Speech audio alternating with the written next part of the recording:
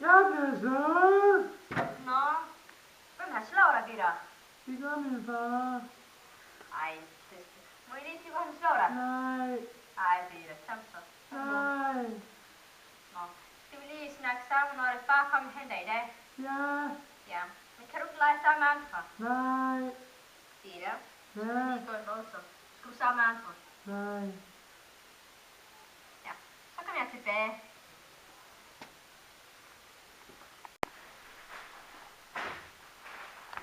Goddag.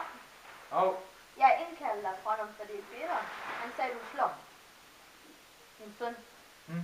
Og han har slået mig. Ryg, mave og arm. Ja, Ja. Så vi vil gerne høre, hvordan det sker. jamen han er nok faldet. Nej, han er ikke slet ikke, han sagde, at min far slår. Jamen jeg slår ham ikke. Når du slår din bælte.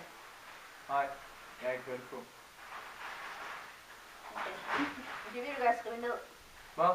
Vi ved godt, at jeg skriver ned til kommunen. Ja. Ja. Så, vi ses. Goddag, Stine.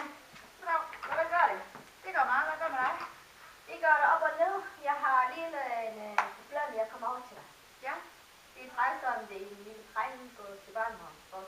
Ja. Han er Peter. Ja. Og han far der slår hver dag. Nå. Ja. Han ser trist ud og ensom. Og han kommer til barnevogn. Græder, og han har også slået mig. Ja. Så jeg vil gerne, hvis du kigger. Ja. Det var Peter, du sagde. Ja. Hvad hedder det? Far så? Mathias. Mathias. Yes. Vi vil kontakte ham, og så vil vi se, hvad vi kan få gjort. Tak.